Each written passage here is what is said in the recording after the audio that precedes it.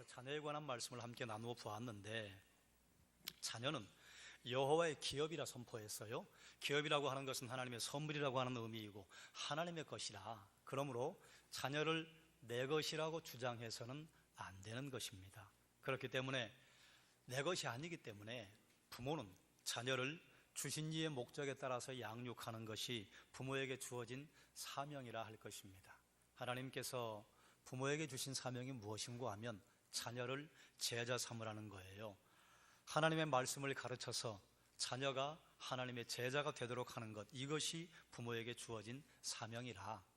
그럼 하나님께서 자녀를 제자 삼게 하시는 목적이 무엇인가?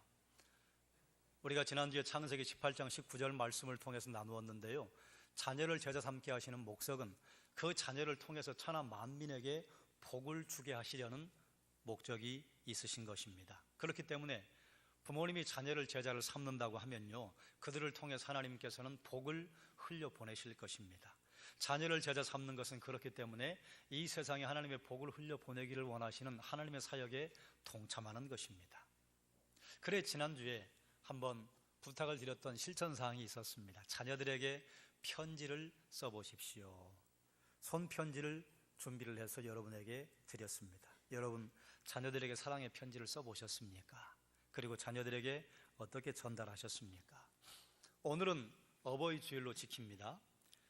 지난 주간에 징검다리 휴일이 많이 있었기 때문에 오늘 이제 고향으로 내려가신 분들도 계시고, 그래도 다들 거의 돌아오신 것 같아요. 지난 한 주간 여러분 먼 길 다녀오신 분들이 많이 있을 텐데, 안전하게 다녀오게 하신 것, 하나님께서 이 자리로 불러주신 것 하나님의 은혜인 줄로 압니다.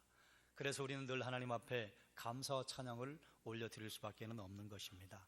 본문에 보니까요, 솔로몬이 하나님의 명령과 법도를 지키지 않고 하나님을 등지고 우상을 따르자 하나님께서 이스라엘 12지파 가운데 10지파를 여로보암에게 주시겠다 선포하시는 장면이 나옵니다.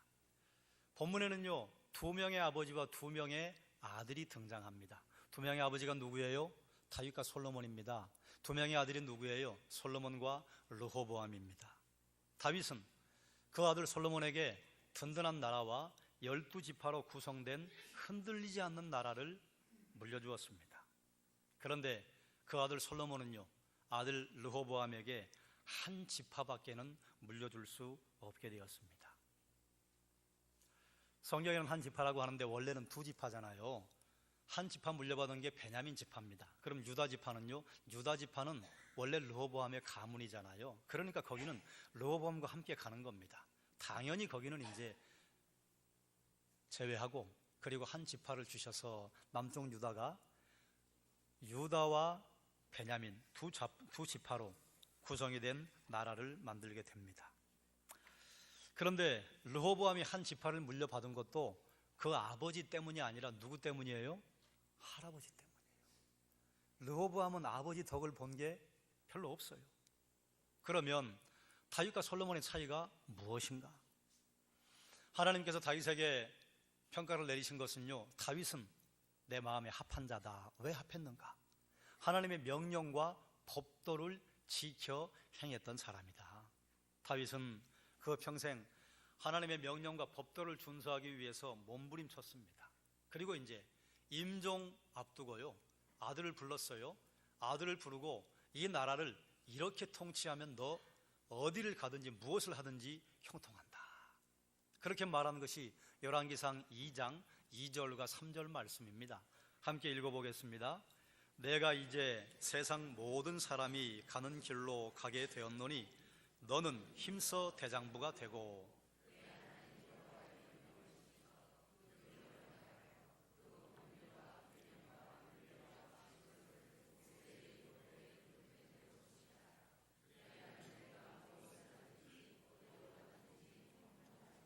아멘. 지금 다윗이 임종을 앞두고 솔로몬에게 이스라엘을 다스리는 만능 열쇠를 지금 전달해 준 거예요. 만능 열쇠지요. 무엇을 하든지 어디로 가든지 형통할 것이다. 그 열쇠가 뭐예요? 하나님의 명령과 법도를 지켜 행해라. 그리고 내 손에 있는 모세의 율법 그대로 지켜라. 그러면 하나님께서 너를 인도해 주실 것이다. 그뿐만 아니라 다윗은 그 평생이요 하나님의 명령과 법도를 지키기 위해서 몸부림을 쳤습니다. 비록 그 인생에 치명적인 실수가 한 번 있었습니다만 그 외에는요 하나님의 명령과 법도를 지켜 행하는데 애를 쓰고 그 평생 하나님 앞에 섰어요. 잘못을 하지 않은 것이 중요한 것이 아니라 잘못을 했을 때 하나님 앞에 어떻게 무릎을 꿇는가. 우리도 그러지 않아요? 여러분 가끔 TV에서 유명 인사들이 추락하는 걸 보잖아요. 그런데 유명 인사들이 추락하는 걸 볼 때 어떤 마음이 들어요? 아이고 저거 우리가 봐도 저거 잘못인데 잘못했다고 하지. 그러면 우리가 그거 용서할 텐데. 그런 마음 들지 않아요? 그런데 그걸 못해요. 다윗이 위대한 것은요 잘못을 했어요. 잘못을 했을 때 하나님의 선지자가 와서 책망을 합니다. 그때요 무릎을 꿇어요. 그건 내 죄입니다. 내가 그렇게 했습니다. 내가 죄인입니다. 거기에 가능성이 있는 것입니다. 하나님께서 다윗의 그런 모습을 보셨던 거예요. 그래서 아들 솔로몬에게 삶으로 보여준 코치가 된 겁니다. 자녀는 부모의 앞을 보고 따라가는 것이 아니라 부모의 뒤를 보고 따라가잖아요. 부모님이 무엇을 말했는가 그것도 자녀들에게 영향력을 주지만요 그것보다는 부모님께서 어떤 길을 걸어가셨는가 부모님의 발자국을 보고 뒤를 따라가잖아요. 솔로몬은요 다윗은 솔로몬이 보고 따라올 수 있는 삶의 발자국을 먼저 걸어봤어요. 그리고 보게 했어요. 자, 그러면 솔로몬은 아들에게 만능 열쇠를 주지 않았는가? 주었습니다. 솔로몬이 아들에게 준 만능 열쇠는요 잠언에 구구절절히 기록되어 있습니다. 잠언에 있는 말씀에요 나는 내 아버지에게 아들이었다. 나는 너에게 명하고 부탁한다. 그리고 이제 아들에게 부탁하는 성경의 기록이 잠언입니다. 얼마나 주옥 같은 말씀이 기록되어 있습니까? 그리고 전도서를 기록을 했는데 전도서는요 솔로몬의 노년에 기록한 성경이에요. 솔로몬의 노년에 뭐라고 해요? 헛되다. 내가 부귀도 원 없이 누려봤고 그리고 내 마음에 원하는 거 마음대로 해봤고 그리고 권력도 내 마음대로 가져봤는데 헛되다. 맨 마지막에 뭐라고 그래요? 너는 창조주 하나님을 기억하라. 곧 마지막에 오는데 창조주 하나님 기억하는 것처럼 가장 값진 것이 없다. 그런데 솔로몬이 잠언을 기록을 했을 때는 솔로몬의 전성기로 이해를 하고 전도서를 기록을 할 당시에는 솔로몬의 노년으로 이해를 하는데요 솔로몬의 전성기와 솔로몬의 노년의 사이에요 아쉬운 게 있어요. 우상을 숭배해요. 수없이 많은 이방 여인들을 아내로 맞이하고 이방 여인들이 이방 신전을 지어달라고 그러니까 지어줬어요. 그래서 예루살렘 앞에 가면 왼쪽에 감람산, 오른쪽에 멸망산, 그 멸망산에 솔로몬이 지어준 이방의 신전들이 그득했습니다. 거기에 가서 솔로몬도 노년에 분향을 해요. 그걸 누가 보고 있어요? 르호보암이 보고 있어요. 솔로몬은 아들 르호보암에게 무엇을 물려주었는가? 주옥과 같은 잠언을 물려주었어요. 전도서 물려줬어요. 그런데 그만 르호보암이 뒤에서 보고 있다고 하는 것을 몰랐는지 알았음에도 불구하고 그 길을 갔는지 우상 숭배하는 아버지의 모습을 아들에게 보여주고 그리고 결국은 그 아들에게요 쪼개진 나라, 든든한 나라가 아니라 손바닥만한 저 아래 귀퉁이를 물려주고 맙니다. 두 아버지가 있고 두 아들이 있었어요. 한 아버지는 든든한 나라를 물려줬고 한 아버지는 쪼개진 나라를 물려주었습니다. 한 아들은 아버지에게 든든한 나라를 물려받았고 한 아들은요 쪼개진 나라를 물려받았습니다. 사랑하는 여러분, 여러분은 자녀들에게 무엇을 물려주고 싶으십니까? 그리고 여러분은 자녀들에게 그동안 무엇을 물려주셨습니까? 다윗이 그 아들 솔로몬에게 물려주었던 것이요 하나님의 명령과 법도를 지켜 행하는 것, 이것이 내가 무엇을 하든지 어디로 가든지 너를 형통하게 할 것이다. 이런 만능 열쇠가 있다면 넘겨줘야 하지 않겠습니까? 조금 전에도 우리 장로님 기도 중에 이런 말씀하셨어요. 우리가 재물로 아이들을 기르려고 하고 하나님의 말씀이 아닌 다른 것으로 길렀다면 하나님 용서해 주십시오. 여러분, 주의 말씀으로 자녀들을 양육하는 것을 유산으로 물려주셨습니까? 아니면 재물과 학력과 스펙을 쌓아야, 그래야 어디로 가든지 무엇을 하든지 형통하다고 하는 것을 물려주셨습니까? 바라기는 하나님의 말씀대로 사는 것이 형통의 길이라고 하는 것, 하나님의 명령과 법도를 따라 사는 것이 형통의 길이라고 하는 것, 우리는 말씀을 통해서 알잖아요. 그런데 실제로 들어가면 어때요? 좀 바뀌어요. 그건 성경이야. 성경은 그렇게 말해. 그러면 구약과 신약에 있는 말씀이 잘못된 것인가? 우리는 구약과 신약에 있는 말씀을 아멘으로 받아들이잖아요. 그러면 그 말씀이 진리라고 하는 것을 내 자녀들에게 알려줘야 할 의무와 책임이 있는 것입니다. 그래서 저는 또 한번 여러분에게 부탁을 하겠습니다. 주일날 자녀들을 데리고 놀러 나가는데 부모님이 앞장서지 마십시오. 피치 못할 사정이 있어요. 시험을 본다거나 무슨 경연대회 나간다거나 집안에 꼭 가야 할 만한 일이 생겼다거나, 그럴 땐 가야지요. 그러나 가지 않아도 되는데 부모님이 앞장서서 자녀에게 주일 성수하는 것을 어기게 하는 것, 앞장서지 마십시오. 그것은요, 아무리 주옥 같은 말을 부모님이 하셔도, 얘야 어디 놀러 가려면 주일은 빠져도 된단다. 얘야 휴가를 즐기려면 주일은 빠져도 된단다. 우리가 주일을 하나님 앞에 지켜드리는 것이 아니라 주일 지키는 것이 우리를 지키고 우리 자녀들을 지켜줍니다. 그러니 앞으로는 주일을 고의로 빠져가면서 자녀들과 함께 틀로산으로 나가시는 것은 삼가하셔야 할 줄로 압니다. 아버지 다윗에게 솔로몬은요, 통치의 비법과 든든한 나라를 물려받았어요. 그런데 솔로몬은 그 아들 르호보암에게요, 그만 아버지에게 물려준 것조차도 물려주지 못하는 어리석은 일을 범하고 말았습니다. 자, 그러면 왜 하나님의 명령과 법도를 지키는 것이 형통의 열쇠입니까? 왜 주의 말씀대로 사는 것이, 그것이 형통의 열쇠입니까? 34절과 37절에 제가 성경을 읽다가 이런 것이 있구나. 34절에 보면 하나님께서 뭐라고 하시는가 하면, 솔로몬의 생전에 내가 그 나라를 빼앗지는 않겠다. 그리고 37절에 보면요, 내가 너를 취하여 열지파를 주겠다. 그런데 빼앗는다고 하는 말씀과 내가 너를 취한다고 하는 말씀이요, 같은 말이에요. 고른다, 취한다. 몸이 굉장히 건강한 아버지가 있습니다. 그런데 이제 막 기기 시작하는 아이에게 아버지는요, 신과 같은 존재잖아요. 아버지는 세상에서 최고로 힘이 세고, 아버지는 세상에서 가장 크고, 아버지는 세상에서 돈을 가장 많이 벌고, 아버지는 세상에서 가장 멋있고. 그런데 아이에게 물 한 잔 아버지가 갖다 주는 것과 아이가 어렵게 생각하는 1kg짜리 무거운 물건을 들어서 주는 것과 어느 것이 아버지에겐 더 쉬울까요? 둘 다 똑같죠. 하나님께서 어느 한 사람을 취해서 선택하시는 것과 한 나라를 빼앗아서 주는 것, 하나님 편에 어느 것이 더 쉬울까요? 둘 다 똑같아요.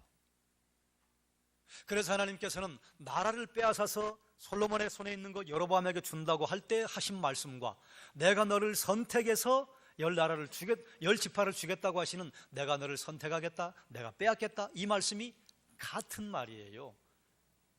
하나님 입장에서 볼 때는요, 한 사람을 부르는 것과 한 왕을 세우는 것과 한 나라를 세우는 것이 똑같습니다. 다른 말로 하면 쉽다, 그 말이에요. 이것을 우리는 뭐라고 해요? 전능하신 하나님이시다.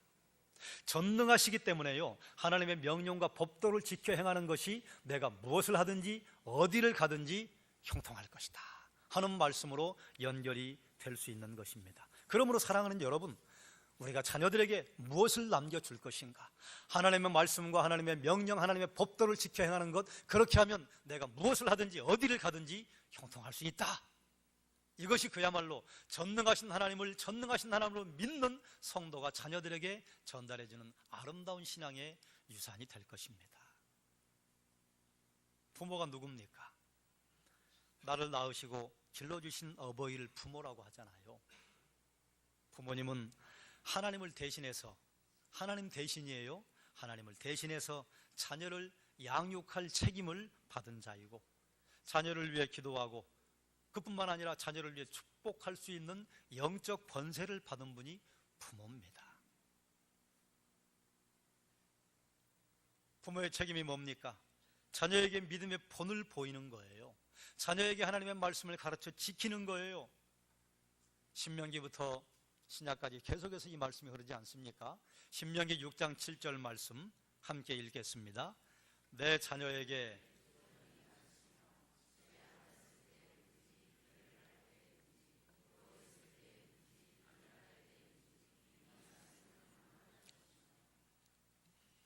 신약의 사도 바울이 이런 말을 합니다. 바울 서신을 기록해서 보낼 때 너희는 내가 때를 얻든지 못 얻든지 주의 말씀을 전할 수 있게 해달라고, 그 기회를 얻을 수 있게 해달라고 기도해다오. 신명기 6장 7절 말씀이에요. 앉았을 때든지 길을 갈 때든지 누워있을 때든지 일어날 때든지, 이게 뭐예요? 때를 얻든지 못 얻든지 무시로 하나님의 말씀을 가지고 자녀들에게 함께 대화를 나누시라, 그 말입니다. 가정 예배할 때도 하나님의 말씀이 주제가 되고, 여행을 할 때도 하나님 말씀이 주제가 되고, 또 자녀들과 함께 잠자리에 누웠을 때도 편안한 자리에서 하나님의 말씀으로 도전하고 양육하고, 그러므로 부모의 책임은 하나님의 말씀을 가르쳐 지키게 하는 것, 그리고 한번 먼저 앞장서서 본을 보여주는 것. 부모의 책임은 자녀를 보호하고, 그릇된 길로 가면 교정해 줘야 되잖아요. 그릇된 길로 가면 꾸중해야 되잖아요. 그리고 때로는 징계를 주저하지 않는 분, 그분이 부모님입니다. 내 자녀니까 때로는 회초리를 들어야 하고, 내 자녀니까 때로는 야단도 치고, 내 자녀니까 그 길로 가면 안 된다고 붙잡고 못 가게 막기도 하는 거 아니에요? 그런데 자녀를 가르치는 부모의 기준이 무엇이 되어야 하는가? 에베소서 6장 4절 말씀입니다. 함께 읽겠습니다. 또 아비들아, 너희 자녀를 노엽게 하지 말고 오직 주의 교훈과 훈계로 양육하라. 아멘. 첫 번째요, 자녀를 노엽게 하지 말고. 두 번째요, 오직 주의 교훈과 훈계로 양육하라. 제가 청년들하고 결혼 예비학교를 할 때에요, 이제 자녀 교육에 관한 것을 나누는데, 그때 제가 이런 말을 합니다. 자녀가 태어나면 회초리를 만들어야 됩니다. 언제부터 자녀를 때리면 될까요? 그러면 이제 뭐 이런저런 이야기예요. 뭐 걸어다닐 때부터요, 초등학교 때부터요. 그럼 제가 이렇게 얘기해요. 태어나는 날부터 회초리를 들어야 합니다. 그럼 막 깜짝 놀래요. 아니, 태어난 애가 어떻게 그 갓난아기에게. 그건 자기 수준으로 생각하니까 그런 거예요. 그 청년들의 수준의 회초리는 뭐예요? 회초리, 그야말로 아픈 거. 그런데 아이에게 회초리는 뭐예요? 빨대 하나도 회초리예요. 나무젓가락 하나가 회초리예요. 그럼 아이를 회초리로 때리면서 기쁨을 느끼라는 말이냐? 그게 아니에요. 자기 자식을 회초리 때린 부모, 마음 편한 부모가 어디 있습니까?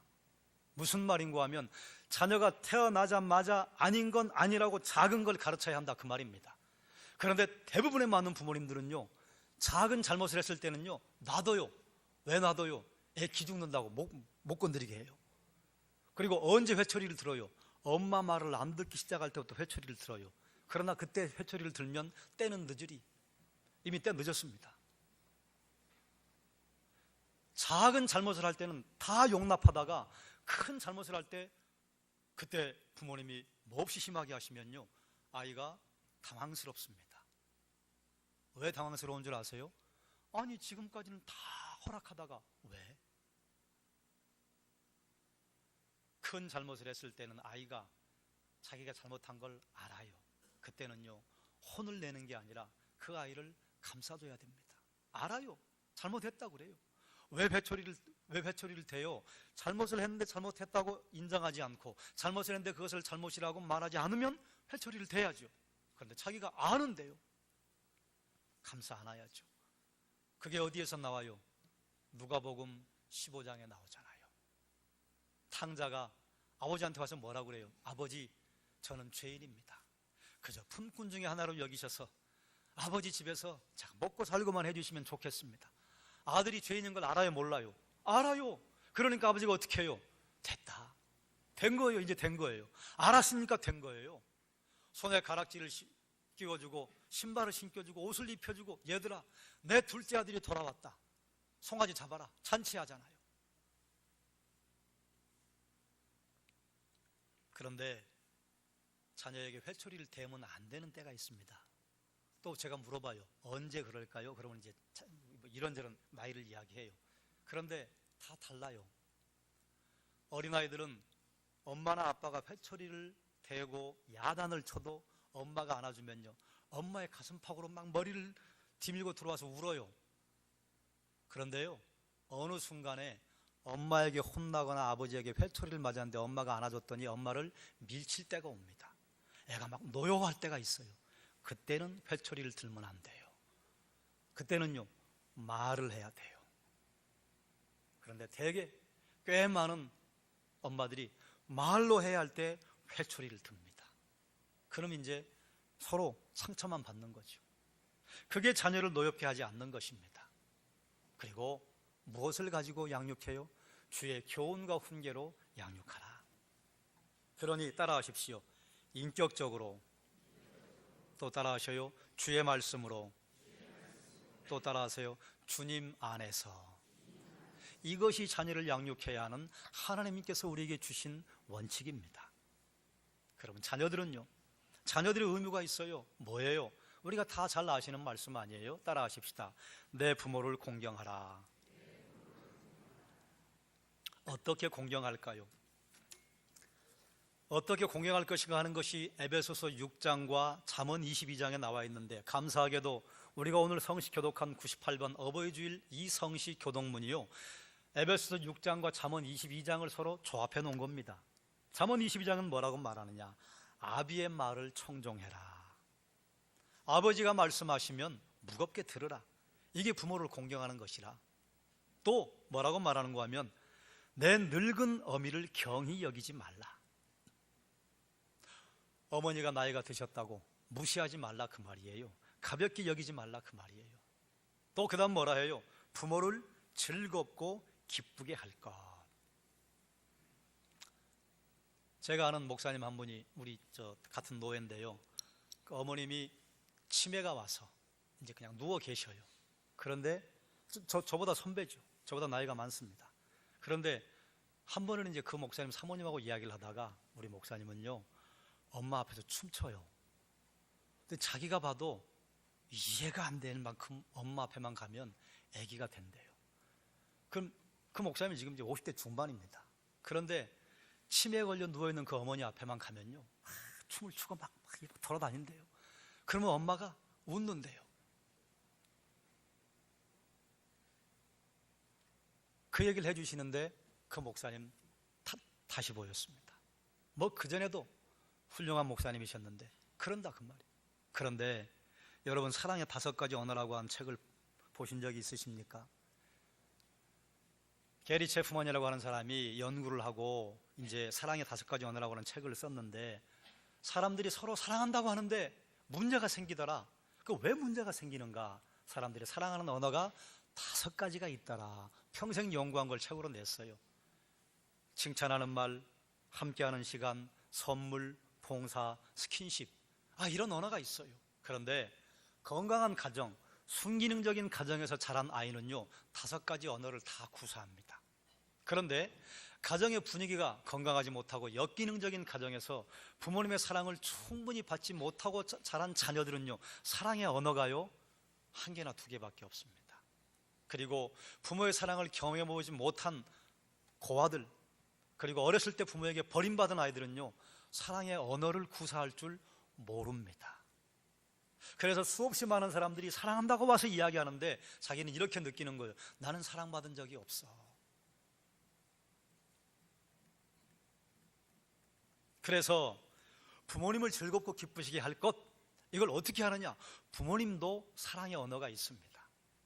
어떤 부모님은 칭찬하는 말을 들을 때 얼굴이 확 펴지는 분이 계시고, 어떤 분은요, 자녀들이 옆에 와서 함께 있어주면 얼굴이 확 펴지는 분들이 있습니다. 어떤 분들은요, 선물을 받으면 얼굴이 펴지는 분들이 있어요. 너희 안 와도 괜찮아, 돈만 보내, 이런 부모님들이 계시다 그 말이에요. 어떤 부모님은요, 와서 봉사해 주시면 논밭일 함께 거들어주고, 그리고 집안일 함께 거들어주면 부모님 얼굴이 확 펴지는 분들이 계셔요. 어떤 분들은요, 부모님 손 잡아주고 옆에 함께 있어주고 그리고 등 두들겨 주면요 얼굴이 확 펴지는 부모님들이 있습니다. 나이가 들면 자녀들의 체온이 궁금할 때가 있잖아요. 나이가 들어가시면요 자녀들이 나이 들었다고 어머니 안 만지려고 그래요.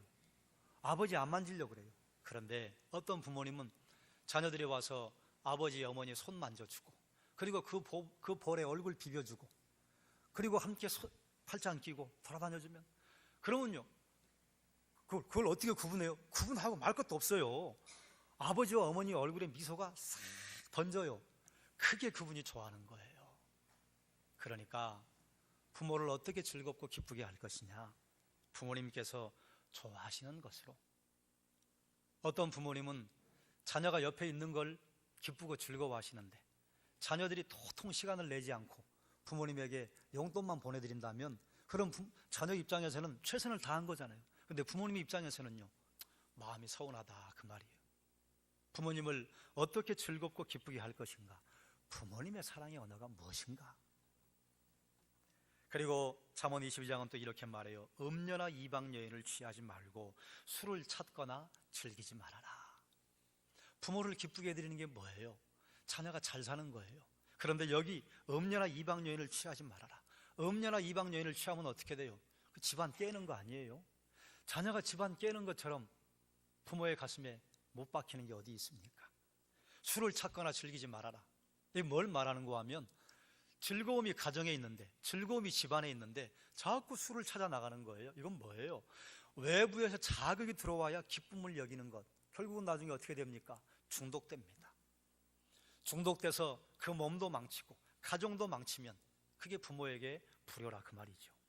그런데 성경은 또 한 가지 이야기해요. 부모님을 공경하는 기준이 무엇인가? 에베소서 6장 1절 말씀이에요. 함께 읽겠습니다. 자녀들아,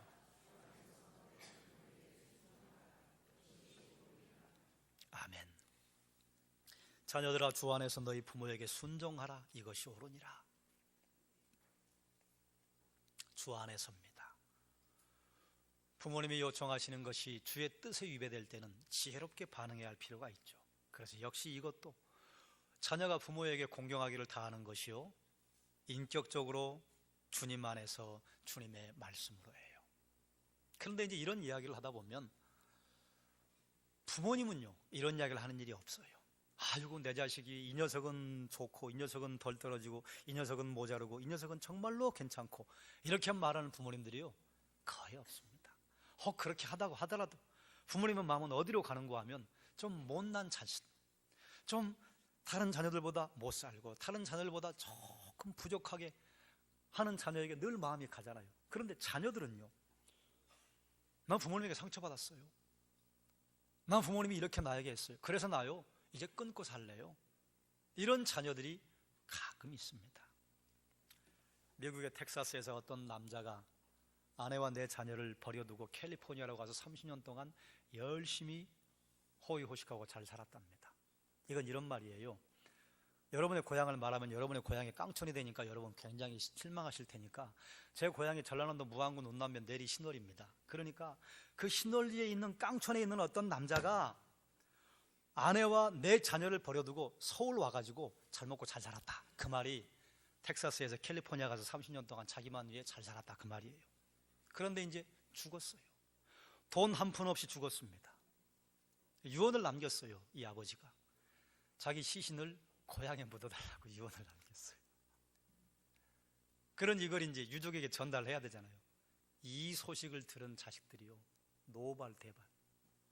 왜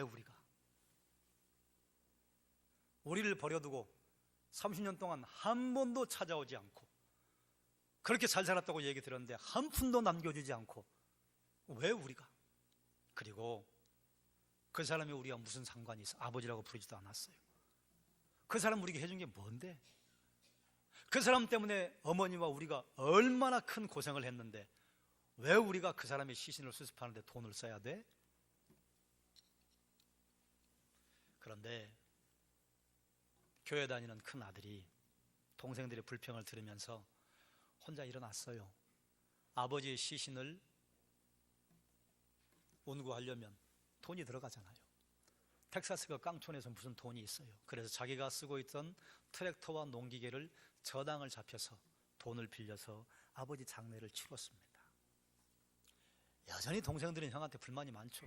형 뭐하러 그런 돈을 거기다 들여? 그때 형님이 뭐라고 했느냐? 야, 성경에 내 부모를 공경하라고 기록했지 어떤 부모는 공경하고 어떤 부모는 공경하지 말라고 말한 적 없지 않냐? 그러니 해야지.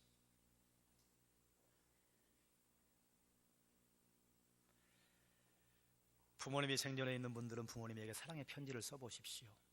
그리고 하나님의 마음을 가지고 부모님에게 사랑의 마음을 전달하시기 바랍니다. 말씀을 정리하겠습니다. 다윗은 아들에게 든든한 나라와 함께 통치의 비법을 전수하고 아들에게 그의 삶으로 보여주었어요. 솔로몬은 주옥과 같은 잠언을 남겼습니다. 그런데 그 아들에게요, 삶으로 보여주지 못했습니다. 인생의 비법이 뭡니까? 하나님의 명령과 법도를 준수하는 것입니다. 부모는 하나님께서 보내신 대리인이요, 부모는 자녀에게 믿음의 본을 보이고 하나님의 말씀을 가르치고 보호할 책임이 있습니다. 그런데 비록 그렇지 않다 할지라도 하나님은 내 부모를 공경하라. 하나님께서 부모답지 않은 부모가 있을 걸 몰라서 그 말씀하셨겠습니까? 그럼에도 불구하고 그러라 그 말이에요. 에베소서 6장 1절을 선포한 사도 바울이요, 자녀들아 주 안에서 너희 부모에게 순종하라. 이것이 옳으니라. 당시에 사도 바울이 살고 있을 당시는 우리 이 시대보다 더 했습니다. 그때요, 로마도 마찬가지고 유대도 마찬가지고 부모가 자녀의 생사 여탈권을 쥐고 있었습니다. 아버지가 아들을 죽여도요, 아무도 말 안 해요. 아버지가 성인이 되기 전에 아들과 딸을 노예로 팔아버려도 아무도 말하지 않아요. 그게 그 시대였어요. 그러면 부모에게 상처받은 자녀들이 이 시대보다 많으면 많았지 없지 않아요. 그런데도 사도 바울은 뭐라 해요? 주 안에서 너희 부모에게 순종하라. 이것이 옳으니라. 하나님의 명령이요.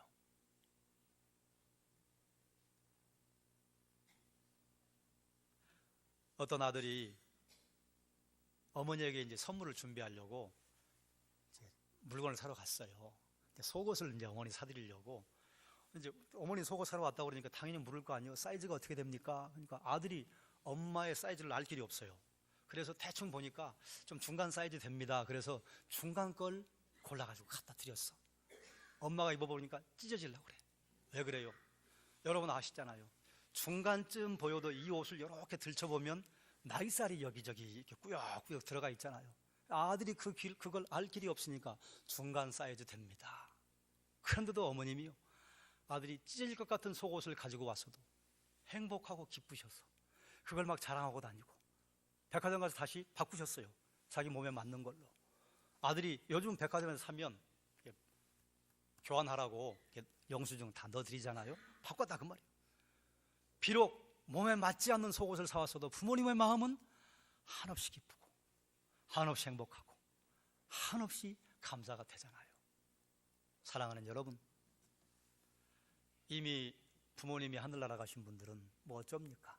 여러분이 이제 천의 고아가 되셨으니 이제 그 부모님 주신 하나님에게 감사하고, 그리고 부모님에게 해드릴 수 있는 건 우리 이제 없으니까 옆에 있는 믿음의 선배들 부모로 삼으셔서 부모에게 하듯 하면, 그러면 하나님께서 또 여러분에게 허락해 주시는 복이 있을 거예요. 자녀는 부모를 공경할 의무가 있습니다. 그래 여러분에게 오늘 이제 두 가지 또 실천 사항을 드리겠습니다. 여러분 목장으로 모이는 건 오늘 이제 안 하시잖아요. 남녀 전도회로 모이시면 선교사님들에게 편지를 쓰시라고 편지지를 드릴 거예요. 그거 하나. 그리고 여러분 나가시다 보면 로비에 부모님에게 편지를 쓰시도록 편지지를 준비해 놨습니다. 그러니 가지고 가셔서 부모님에게 편지를 쓰십시오. 부모님 돌아가셨어요? 돌아가신 부모님에게 편지 써보세요. 돌아가신 아버지에게, 돌아가신 어머니에게 편지를 써보십시오. 그러면 또 그걸 통해서 하나님이 주시는 감동이 있을 겁니다. 그리고요, 우리는 이것을 어디까지 연결시켜야 되는가 하면 우리 하나님, 우리의 하늘 아버지이시라. 부모님을 통해 우리에게 받게 하신 그 사랑이요, 사실은 하나님께서 우리에게 주시는 하나님의 사랑 아닙니까? 그래서 어디까지 주셨어요? 생명까지 주셨잖아요. 그 아들을 우리에게 내어주신 이가 어찌 그 아들과 함께 우리에게 모든 것을 더하여 주시지 않겠느냐. 그러니 우리의 감사와 우리의 찬양의 마음은요, 어디를 향해야 되는가 하면 하늘 아버지 하나님을 향해야 합니다. 그 가운데 누가 계셔요? 부모님이 계셔요.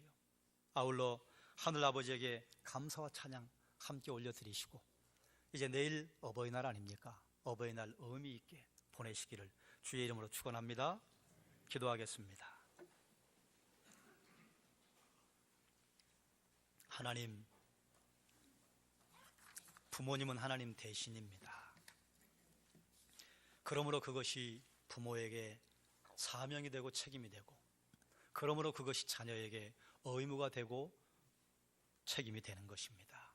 하나님, 각 가정마다 믿음의 가정일 때 무엇을 물려줄 것인가, 무엇을 유산으로 대물림할 것인가, 하나님 지혜로운 대물림이 일어나게 해주시길 원하고, 불신 가정에서 신앙생활을 하고 있다면 그럼에도 불구하고 성경은 우리에게 내 부모를 공경하라, 그리하면 내가 너에게 허락한 이 땅에서 내 생명이 길 것이다, 주 안에서 부모를 공경하고 순종하라, 이것이 옳으니라 성경의 선포 앞에 우리가 섭니다. 그러므로 하나님, 부모를 공경하는 것이 성도들의 삶에 아름답게 드러나게 해주시길 원하고, 부모 공경의 그 마지막에 최고봉에 우리 하나님을 찬양하고 하나님을 사랑하고 하나님을 공경하는 것이 자리를 잡고 있습니다.